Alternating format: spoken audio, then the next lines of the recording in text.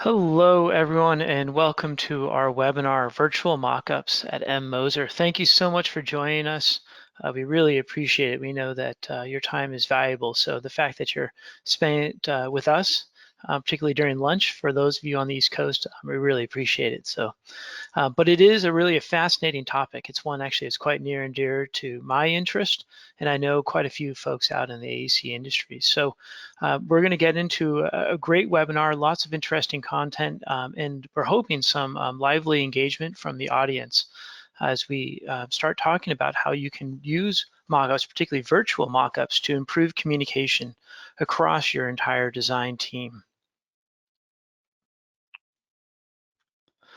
So we have an interesting group of folks here today, and I'm not including myself with that. I think we have some far more interesting people here. So we have Aaron joining us from SketchUp. Thank you. Aaron's going to be providing some really great insight on the modeling platform side. So when we think about the types of questions and engagement on the audience, this is a unique opportunity. And then we have Charlton coming in from M Moser Associates, a great wealth of project experience. And also working across your really multiple project types. So really a fantastic series of slides that he's put together that we're going to be talking through. And then of course myself, Roderick, I'm coming in as the head of integrated practice at Enscape. And my primary responsibility is actually what you're seeing here in a lot of ways. It's about connecting our product better with the needs of our users, whether those be M Moser or those of you that are joining us online. So thank you so much.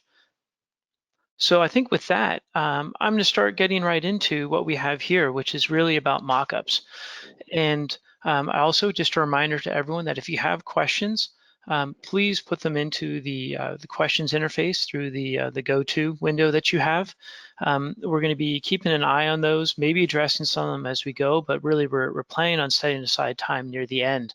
So if anything occurs to you, pop it in there, and we look forward to talking about it.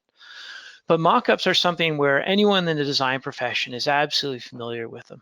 And they operate on a lot of different levels of functionality and of course scales as a result.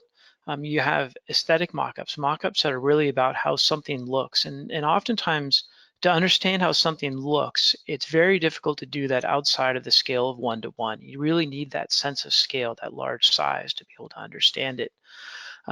And similarly, that need for one-to-one really comes into play when you talk about performance mockups.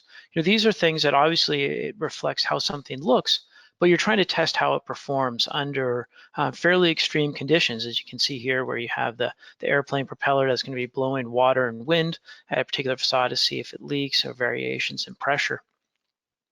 And while those may be testing performance criteria, whether the performance is how something looks, or say how it actually withstands for different climate conditions, there's also mockups that are done for the purpose of really understanding how something comes together. And the idea there is that you have a whole team that needs to understand how something gets built before they actually go into the field and have to replicate it for real. And so this is a great mechanism for solving various challenges. And then of course you have mockups that sort of blurring the line between what is a mockup and what is a model for design exploration. And these are the ways in which you, as a team or as an individual, can really wrap your head around the totality of a design and various options that might be there to potentially manipulate.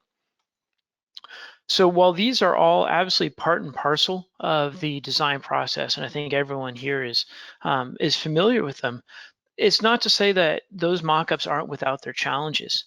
When you think about one-to-one, it's great to say that this is the best way to understand a particular component and its associated aesthetics during the design. But when you think about most design offices, there's really no space to create those one-to-one mockups. Maybe you can create a very small component that you can see on your desk, but trying to do a whole wall assembly, that's just not possible. So there's a real challenge there. And of course, performance mockups, you have a whole businesses that are built around setting up venues for actually testing the performance of mockups that require an enormous amount of space. And then of course, cost. Even if you're talking about a small model, there's still a lot of time associated with building those, and that someone has to do that work. And then of course you get into fancier architectural models, ones that have lights and cars and things like that. You can be talking about tens of thousands of dollars. And if you're talking about a one-to-one mock-up, you're literally talking about hundreds of thousands of dollars. So that's a huge line item that people might have to be carrying in their budget. And then time. I think we all know the importance of time in the context of design.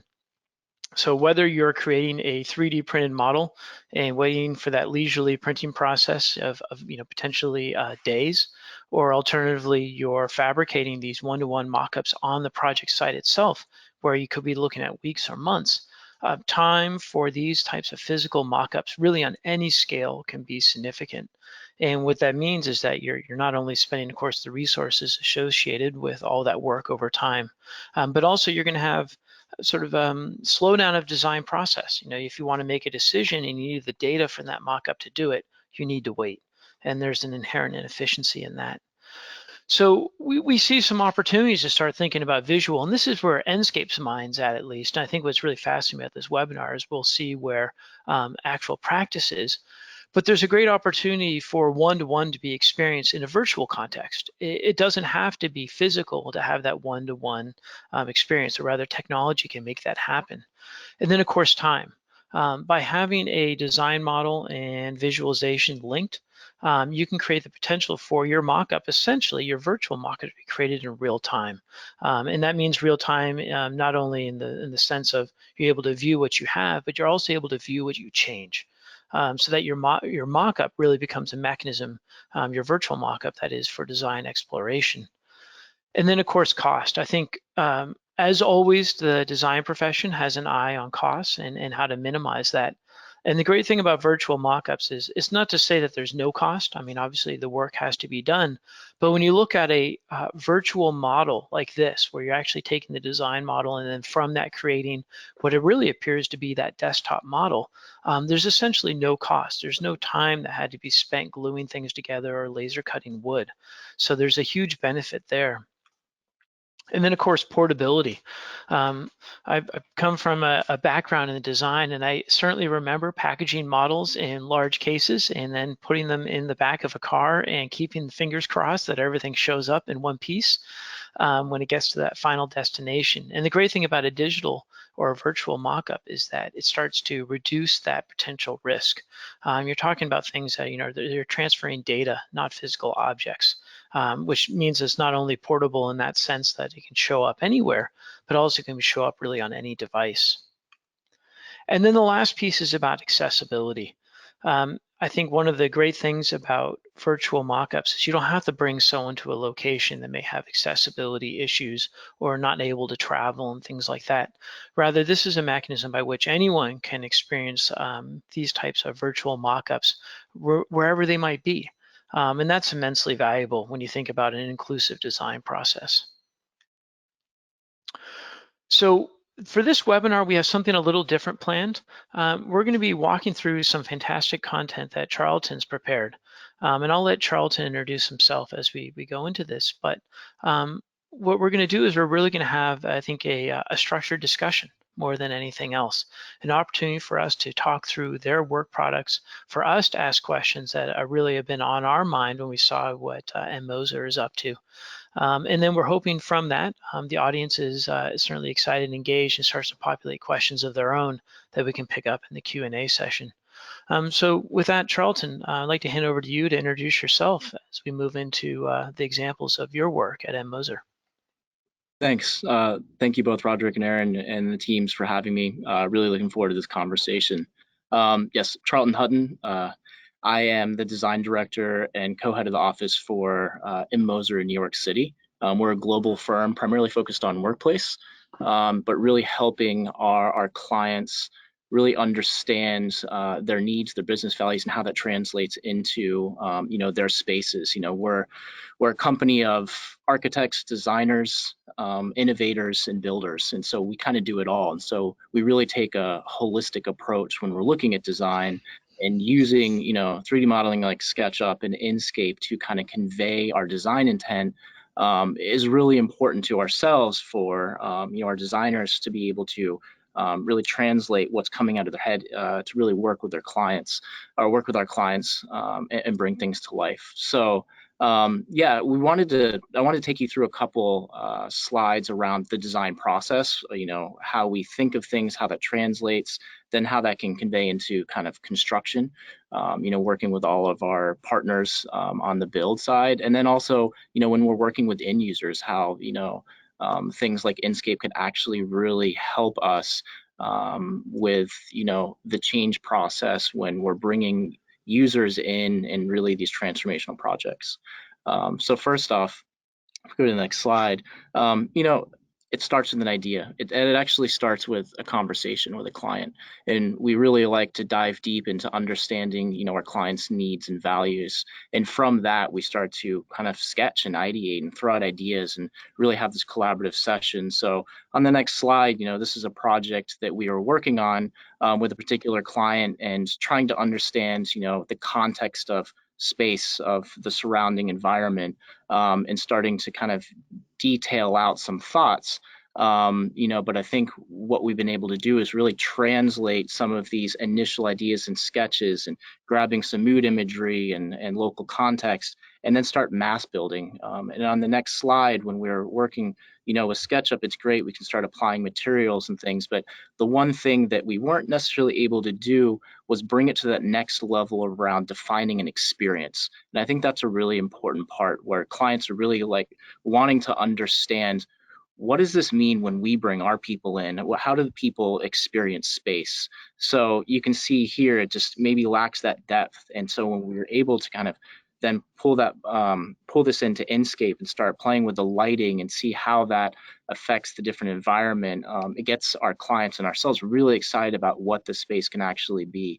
It's very much a one-to-one in terms of virtual mock-up of the final end product here. So yeah, it's been really helpful for us to kind of convey our design intent.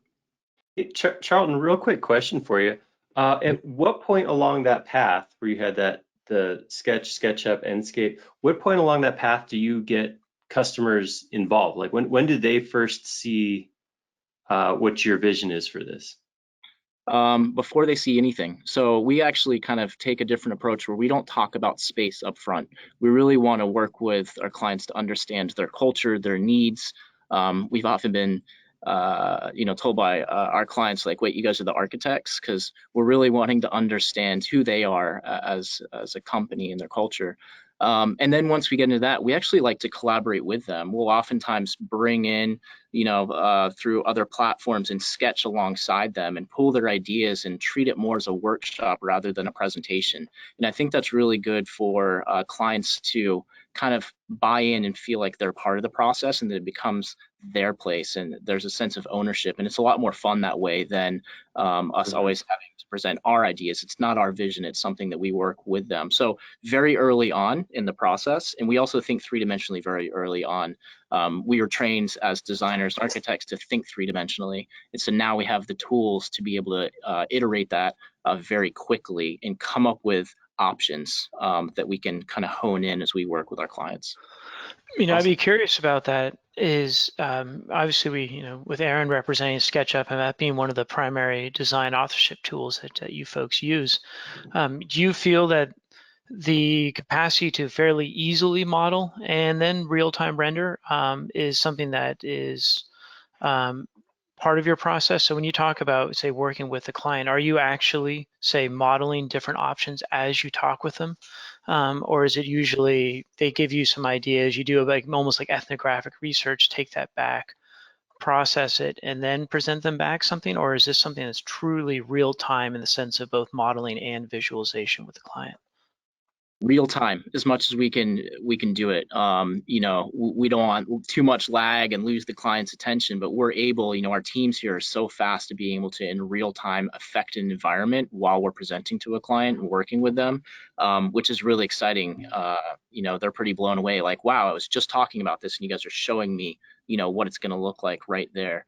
And I think it's great because on twofold. One, we're able to really work with a client and get their buy-in, but also our designers get to have fun. And when they're having fun, it becomes more purposeful for them. And then through that, they're able to create and innovate a lot better than when they're stuck in, and I'm an architect, I have architecture background, I mean, plans and drawings, I love a good plan, I love a good elevation or a detail.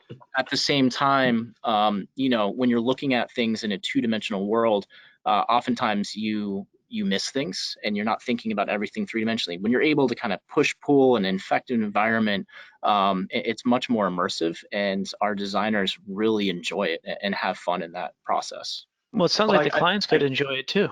yeah. They kind of get into trance. They're like watching it as it's happening in front of them, and as they're speaking, it's great.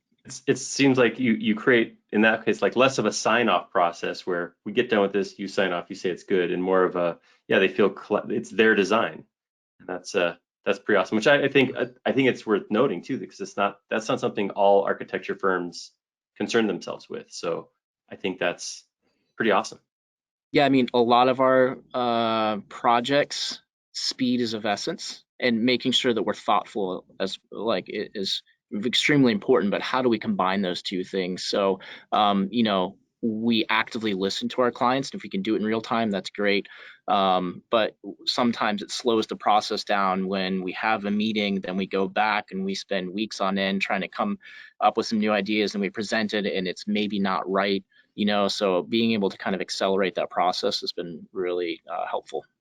So when we think back on the physical versus virtual argument here, in many ways, those physical mock-ups, they're entirely incompatible with your process because of that time component.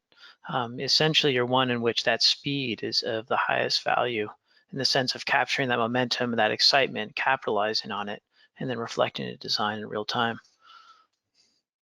Yeah, it's definitely an important aspect. You know, a couple of these slides, we just wanted to show different ways we're using, you know, SketchUp and these modeling tools to convey an idea. Again, a lot of our clients may or may not be able to read a plan. Maybe they can. At the same time, how do we capture the feeling of space? And, you know, we're using, you know, again, different tools to layer in without becoming too photoreal, too early. At the same time, how do we keep an idea loose? But show just enough when it comes to materiality to capture the essence of a space, I think is really important. So we really kind of hone in on where are we at in the phase of the project, and where are we at in the conversation with the client. You know, we don't want to go too far because we can iterate three-dimensionally very quickly and then show, you know, through Enscape photoreal, but we don't want to do that too early on in the conversation because clients won't feel heard. They want to say, why are you showing me a finished space with everything done? Yes, it looks beautiful, but you didn't really understand me and my needs. And so when we can keep it looser through things like this, which is just enough of playing with materiality, you know, this is an old building in New York and it has that brick facade. We want to embrace it with the concrete floors, start to layer in some materials just enough while still keeping it sketchy, kind of finding that balance. So this was a project kind of early on in the project process. What I really like about this is it challenges us as a software provider. I think we've been for a long time very focused on how easily can we make something look photoreal, forgetting that that isn't necessarily the objective when you look across the entire design process and the type of visual communication people need. You know, you're not trying to make a one-to-one on-site mock-up of your building facade look photoreal in the sense that it reflects the whole building. You just want to show this one little component or a portion of your building to convey an idea, and that's exactly what you're doing here. You're conveying an idea. But as you noted too, there's this component of emotion, and one of the things I was surprised when we talked about this previously was it didn't take a lot to create something like this. It sounded like you were able to leverage the visual capacity of SketchUp in combination with Enscape to generate this relatively easily. Yeah, from the initial brief we had with our client to this visual completion was 2 days, actually. So we were able to, Awesome. I could sketch something, worked with my team, we quickly modeled it, you know, we pulled some materials in, and yeah, I think the power of, again, Enscape through this is just adding that subtlety of all the light and the shadowing and stuff. It provides that depth, and you feel like you're actually in the space. I think that this is one of the things that we hear all the time from SketchUp users is that they can create more approachable work than, like I said, a photoreal render. You said that. but it does walk the line of, getting into something that looks almost schematic-y and, like you said, Charlton, very architecture-y, which a lot of people, again, I remember showing a floor plan to somebody and having to go, I don't know, is that the inside of a TV? I don't know what I'm looking at. So I think that it seems like and I've seen a lot of, we've worked with M Moser a lot and seen a lot. You guys have beautiful work, and it all rides this line between, finished and preliminary design, where I think, and Rod, I think you called this out, it's the emotion of the space less than the architecture of the space. And I think that's an incredible look that you've created. Just a question, because a question that came up, but it seemed like it would fit too. When you work with customers in this, how does the revision process look if they come in and they say, like, they look at this and they're like, that's great, but I don't like the bar in the middle? Is that something you guys actively like, okay, let's take it out right now? Or do you make notes, come back with revisions? How does that process work? Sometimes, we plan ahead. If there's some options, we can do that and kind of turn on and off certain elements to show various options. It's hard to kind of model intricate elements in real time. I think material application is something that we can do fairly quickly in the conversation. But we have that feedback loop with our clients, and then we will go back and think through their comments and come up with future iterations, and then we're able to convey those via different tools. Whether we've sent clients VR goggles and had them immerse themselves in the space, or more and more of our clients are distributed and we're doing more and more hybrid virtual meetings anyway. So it's really important to be able to kind of convey our intent without necessarily always being in the room with them at the same time. So Charlton, one thing you've mentioned a lot here is about client engagement, which certainly makes sense. But I'm curious about the use of maybe these types of visualizations for internal design reviews. And is that something that you folks use for that purpose as well? Or is it primarily outwardly and client focused? Nope, it's part of our entire process, internal and external. So oftentimes when we're ideating, we'll get in a room together. We very much embrace everyone's ideas here at Moser. So we'll get in a room, and the key thing is, again, we're architects, we have our construction management team, we all sit in the same room with our engineers, and we look through everything from kind of logistical, functional performance thing, kind of lens, as well as the design, the inspiration, what's going to get the client excited. So when we're able to present something to the client, it's thought through holistically, integration of all the biophilia and the daylight penetrations. We can infuse all of those best practices of, well and sustainability. All those things kind of speak to our clients' needs around creating environments that are healthy for their people. So, we like to bring in all those ideas internally. So we're thinking about, this isn't just a view, it's really been thought out through many different lenses and disciplines when we do present it to our clients. What's great about it, though, is all those layers of complexity become very approachable when you look at it from this particular rendering style. I mean, this isn't something that I would imagine a client gets intimidated by, which could certainly be the case with other types of information. Yeah. I think one of the key things, and I mentioned it before, and this might be a better representation of it, this was kind of an early, this was actually to win a project, and we didn't want to go too far. We had a brief with the client, but we didn't want them to focus in on the details of things. Again, we don't have that light fixture, that suspended pendant fixture specified yet, right? So we needed to keep it abstract enough where you can understand the space. It's a bit more emotive than it is photoreal. We think all of the different styles have a time and place. We think, and I'll talk about on the change management side, where photoreal is really important when we're engaging with end users of, like, this is the exact space that you're going to get. But at this stage of the process, we wanted to keep it a little bit kind of more conceptual. What's awesome. Interesting too is you think about an interview where sometimes people might bring in a model or that has a simple massings and things like that to share with the client, and what does that communicate from an emotional level versus this, where it's similarly schematic, but you get a very good sense of the space and the type of emotion, and also your read on that client perhaps and your understanding of them, which I don't think you can necessarily convey with any other sort of a physical object as effectively. And I'm just to throw out, we do have some support from the viewers.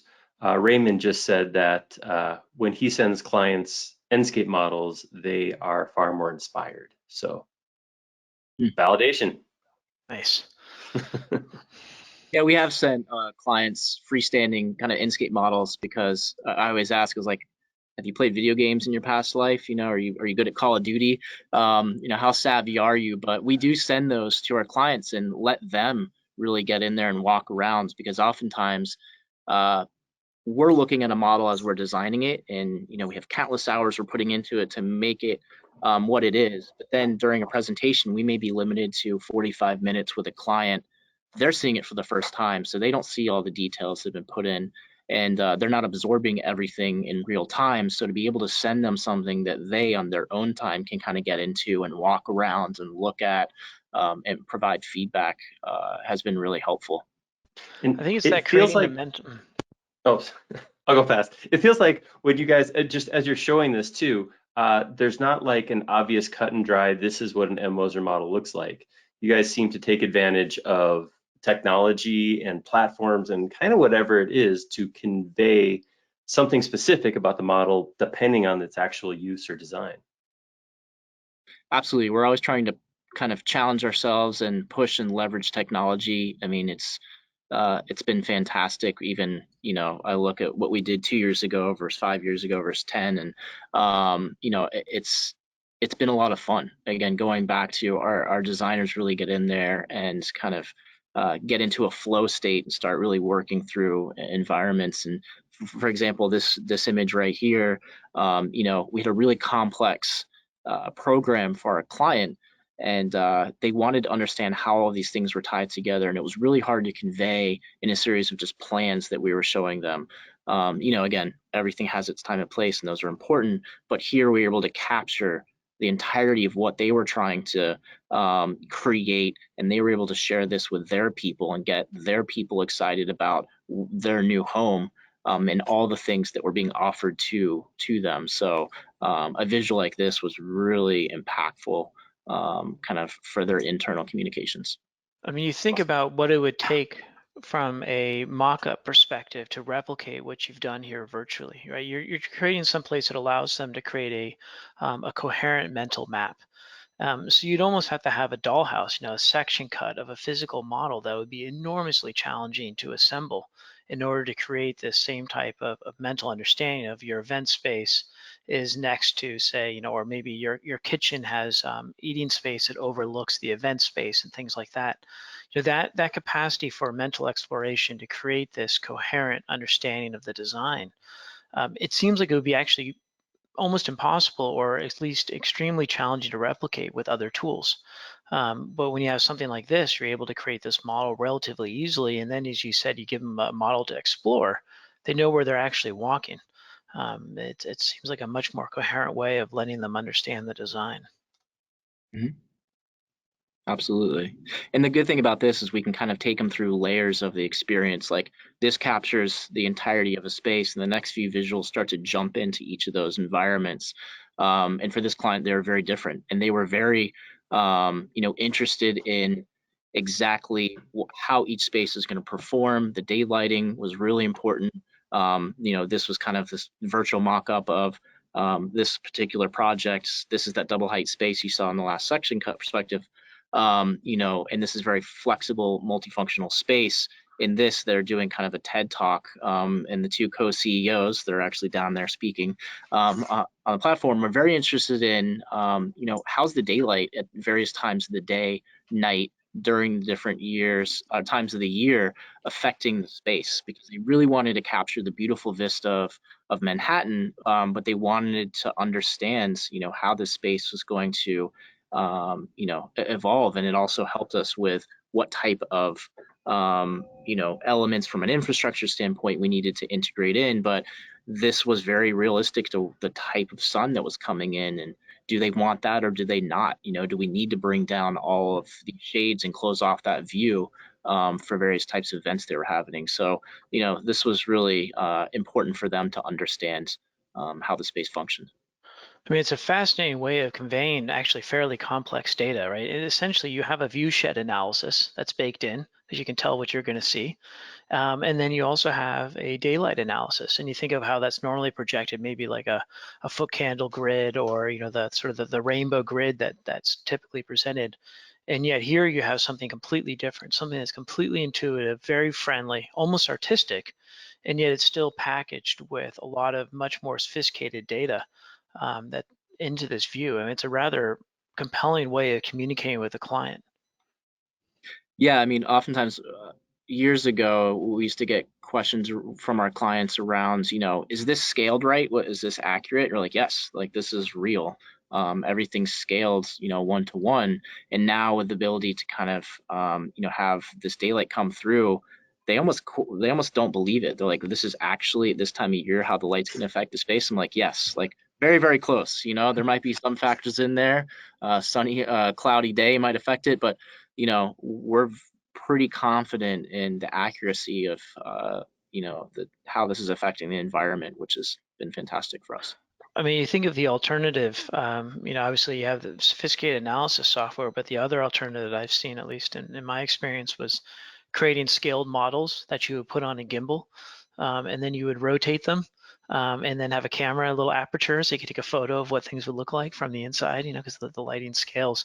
And you think of that and the complexity of that process, and also, of course, what that visual output looks like versus this, what ends up communicating the same type of intent, same type of data, in fact, even better data, and a vastly easier process. It really shows, I think, the benefits of that virtual mock-up workflow versus the traditional one.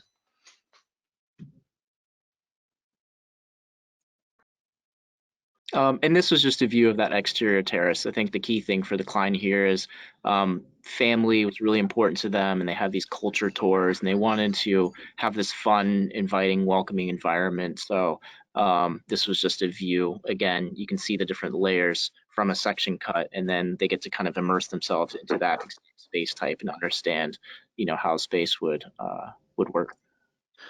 Do you think showing some of those previous images, like particularly you had the section through the whole building, allows people to understand the spaces, using that as a mechanism for introducing these more polished rendered views is an effective mechanism for them to improve their understanding of what they're seeing here in this image?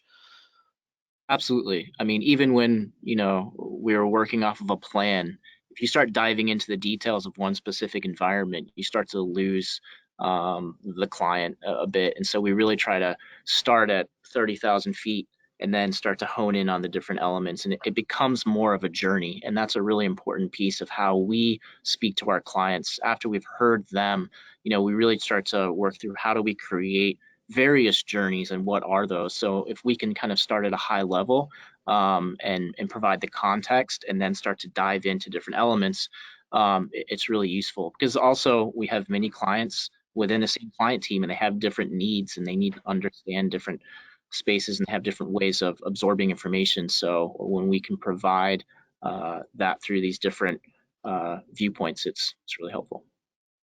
Makes sense.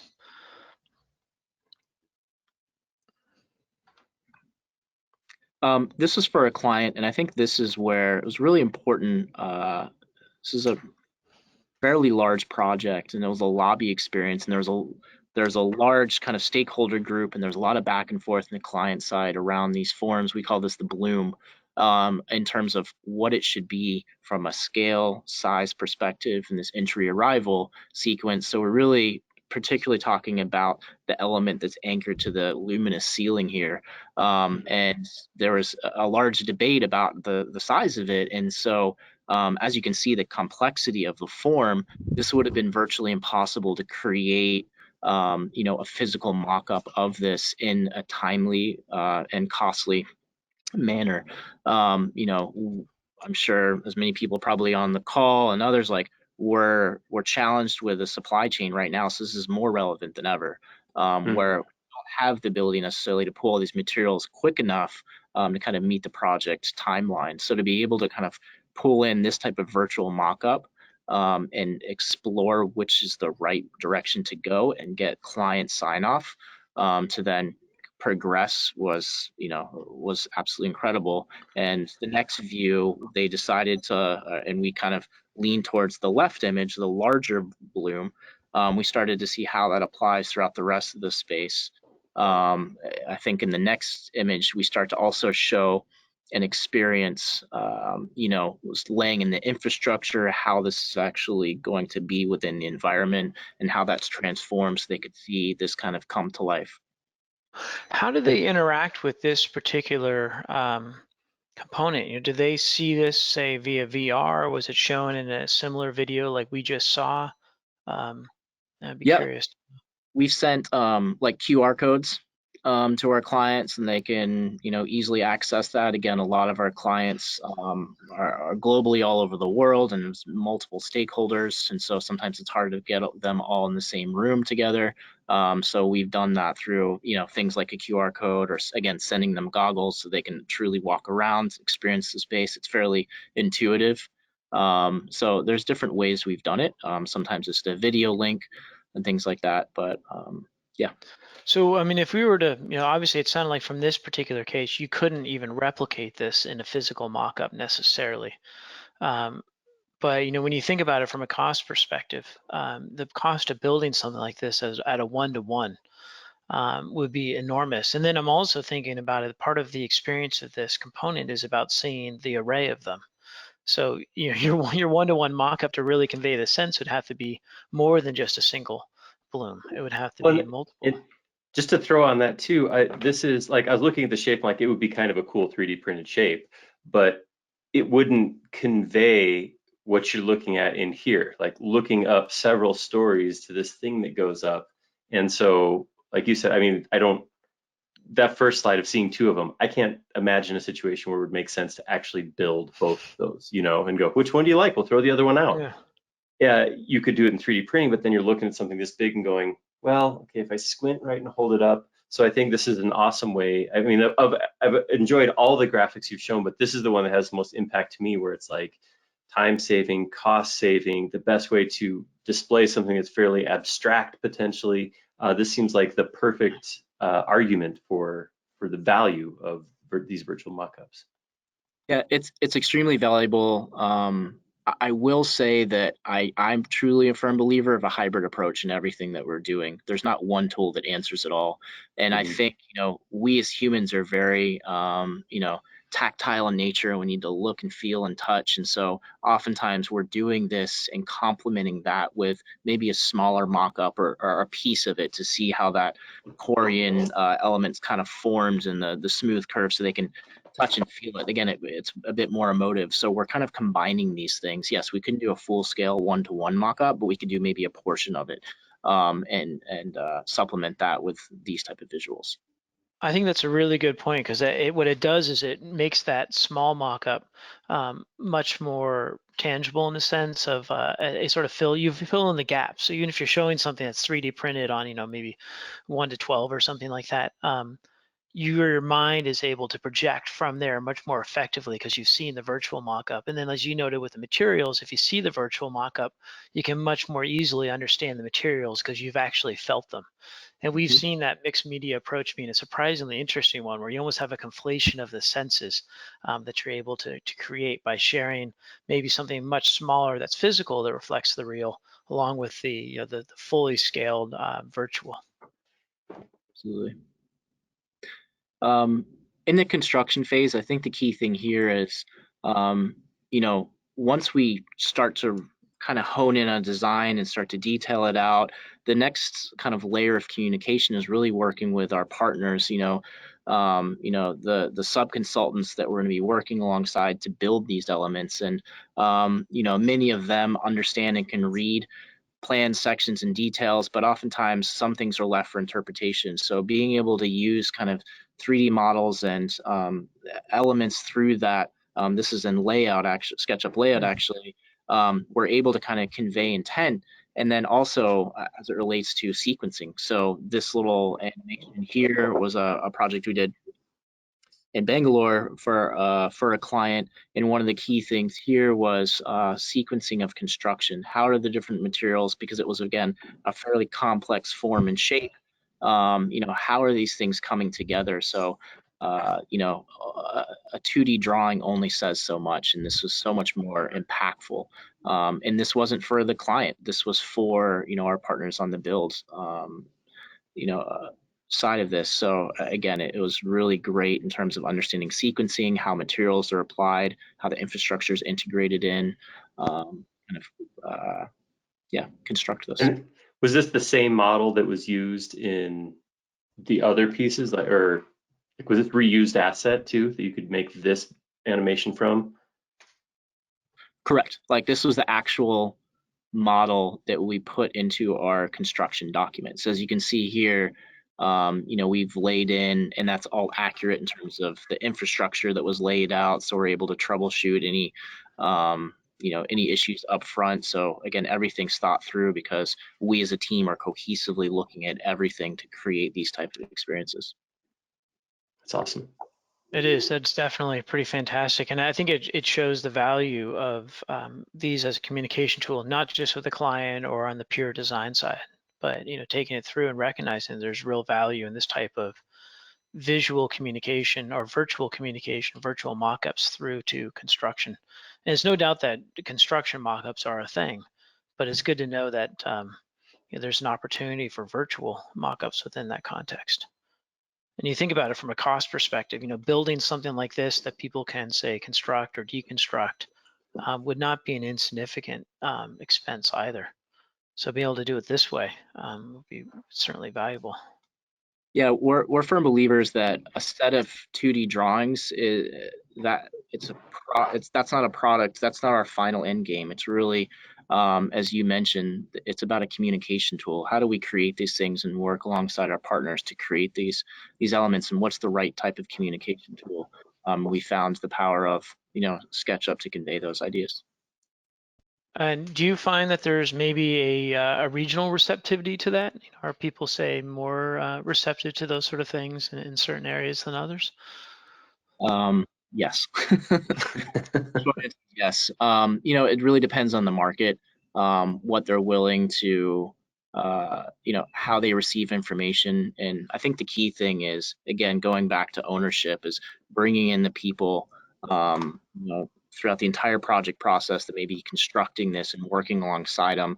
A lot of times we've, been in markets where particular subconsultants have only done a certain thing the same way for the past 30, 40 years and only know, there's more of a traditional approach. But when we bring them into a room and we walk through an element like that, and then again, supplement that with some maybe 2D drawings, it gets them excited. It's like, oh, we've never seen something like this before. I wish I had seen, how this all came together on other projects, so they really understand what the final outcome is supposed to be.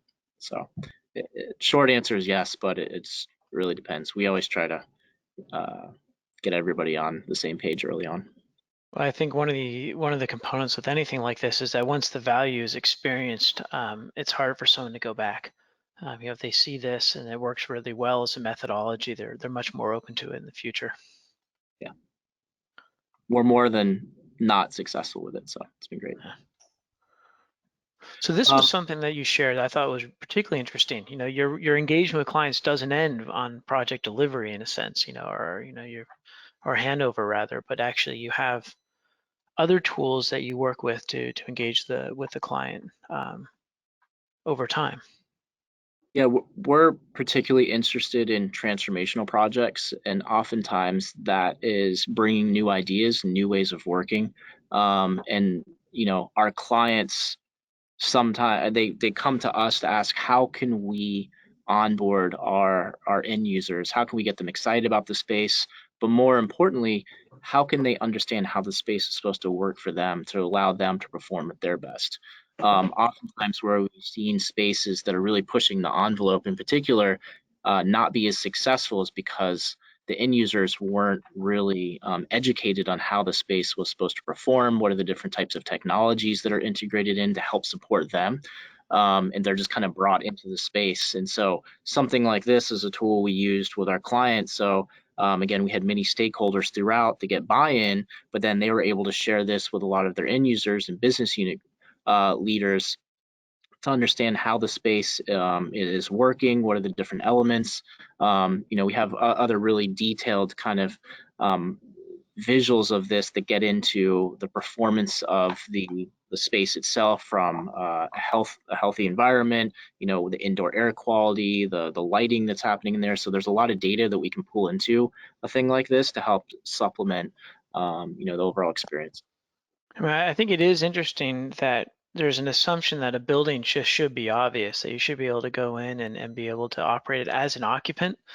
But the truth of the matter is, as you're noting, that there's a lot of complexity packaged into a modern building, and particularly a modern building that is trying to accommodate new dynamics in the workplace. These hybrid work environments, or the post-COVID work environment, things like that, where the way that people use it isn't necessarily as obvious anymore. We're trying to break some of the traditional patterns. So it makes sense that you would want to have some level of instruction and onboarding for those occupants. Yeah, this is a lot more impactful than just getting a pamphlet and say, okay, this is how the space is supposed to be. This is, so these type of things are really easily shared amongst large groups of people. And again, they can explore it on their own time and travel into the different vignettes or whatever's of interest to them, which is really helpful. Could definitely see that. So we're getting near the end of our time here, and I think we do have a lot of questions in the queue. We have racked some up.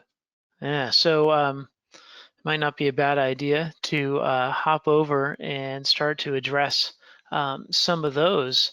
Real quick, and I've been reading through them as they've been coming in, and I want to. There's a lot of questions. Thank you guys all for putting your questions in. It's awesome to see, that you're engaged and you have more questions. Want to go deeper. We're not going to be able to hit everything, but I want to try to summarize a couple of questions, because we had several questions that kind of align with the same question. So Charlton, one of the big questions was virtual design in your mockups. How does that process work? How do you integrate that VR solution into mockups? So I'll take a step further too, because we're doing a combination of VR and also AR, and exploring many different avenues there.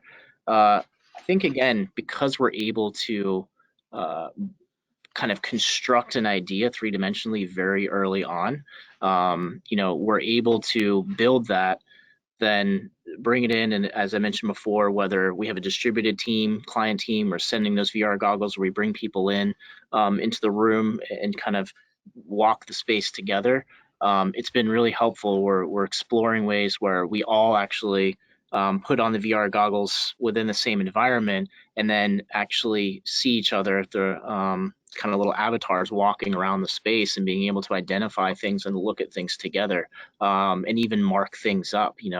We see the client next to us walking through a three-dimensional space we created, and be able to kind of point and identify certain things together. It's been really, really fantastic. But we do that very early on. So we encourage our clients to kind of, sometimes they can feel slightly uncomfortable putting on goggles, but when everyone's doing it, they seem to be okay with it.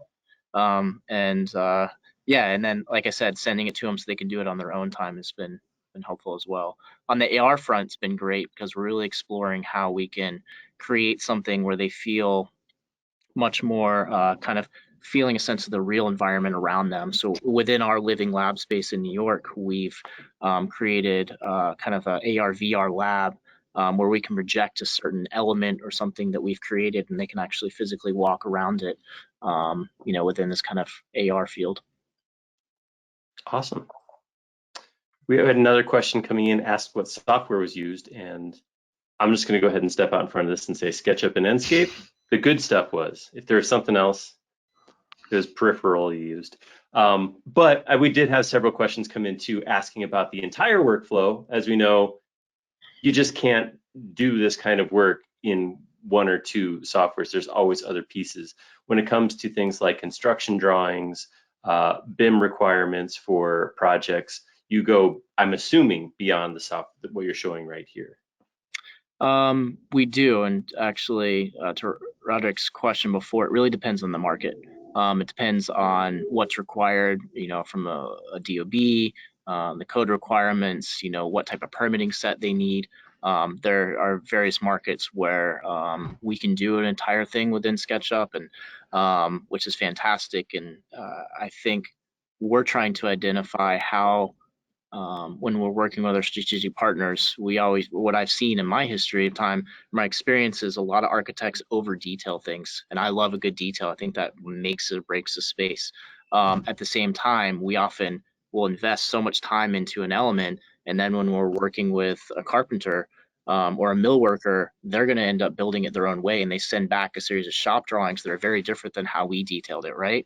So we're trying to figure out how can we make that a more seamless process. It's about communication. It's about bringing them in early and working together with them through a series of workshops. But maybe we don't have to go so far and detail everything out in a 2D, series of drawings. How can we bring them in and provide just enough of design intent through maybe even a simpler SketchUp 3D model and work with them to kind of create this final product?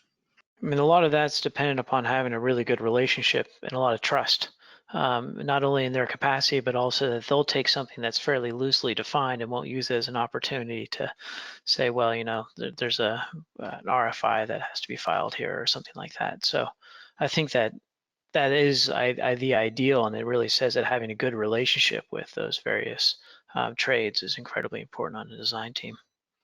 Yeah, and quality control is extremely important to us. So, again, it's about just making sure that the communication is extremely clear, that the right ideas are conveyed. So it's a lot of back and forth to get those things right.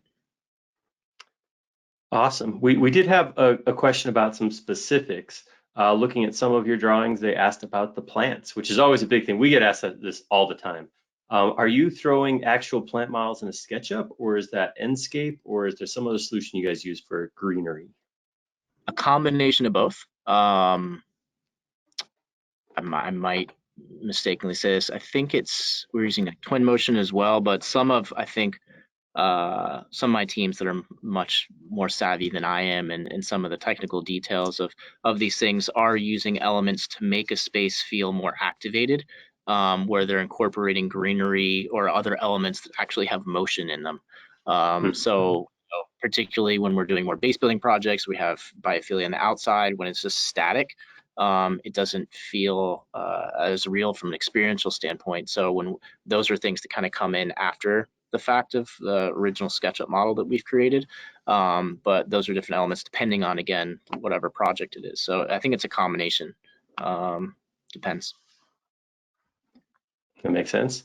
I think one of the question there we'll answer in this, whether it's furniture and biophilia, is important, is those are huge model hogs in terms of the size of them. So it's about cleaning those things up, as we've really put a lot of time and energy into to create the right type of library that we can pull from globally. So we're all using the same elements that don't slow down the model. I think that's really, really important.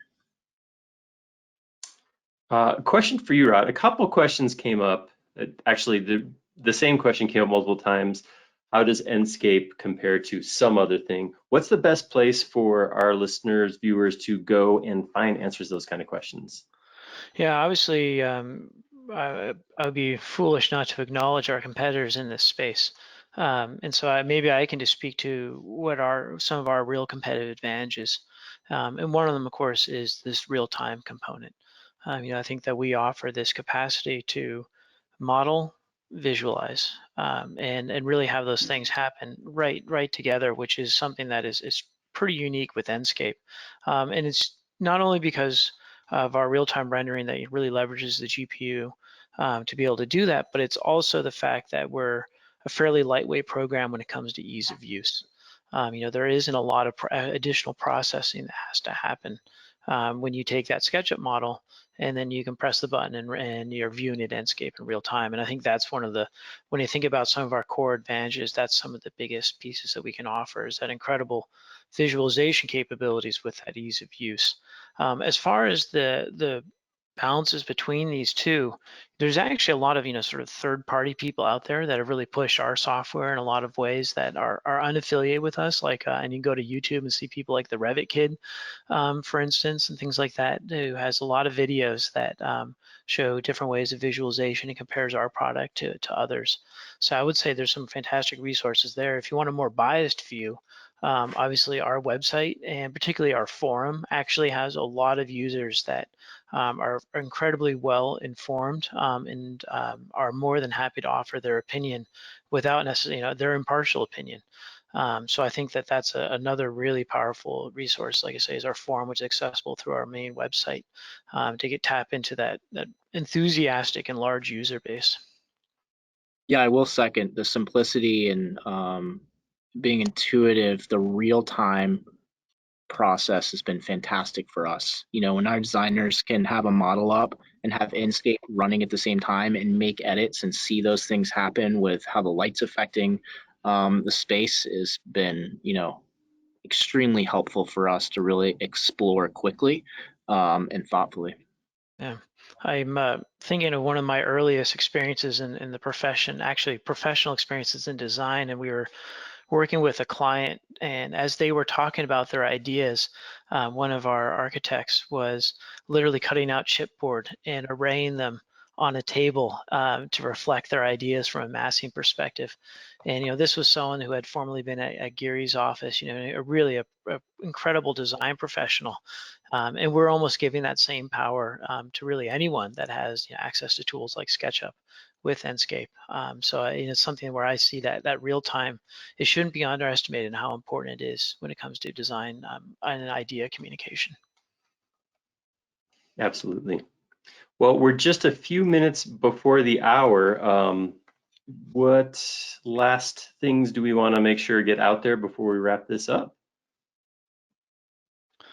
Well, I would say probably a couple of things just coming from the Enscape's perspective real quick is that we have Enscape for Mac. Is going to be released. It's currently in beta, which is accessible to all out there, but it'll be released as a commercial product, I think around the end of this month. And our first platform that we'll be supporting is SketchUp. So we're really excited about that. So just a little note about that. And then of course, always check out our website, tons of resources, a 2-week free trial. And we definitely encourage anyone who's not an Enscape user to give it a go. But I'm going to give the last word to Charlton for sure. No, I mean, I think the way that our design process has evolved over the last 10, 15 years, even the last couple years, has really been exciting to see. From when I was at school, and again, I have an architecture background, I love a good sketch, but really being able to see how we can generate ideas quickly and have fun and explore has been fantastic, using tools like SketchUp and Enscape. So I've been excited to see what designers that are coming to me are bringing new ideas and new ways of working and new plugins, and it's awesome. And I'm really interested to see, the direction over the next couple of years of what we're able to do. We were able to exponentially kind of evolve our way of conveying our ideas, and so it's exciting to see, how that's going to transform. But Agreed. The challenge is on us, Aaron. We need to deliver that transformation. That's motivating. So Absolutely. It's great. All right. Well, I say probably with that, we will close out the webinar and say thank you to everyone for joining us. We really appreciate it. Absolutely. Thanks for having us on.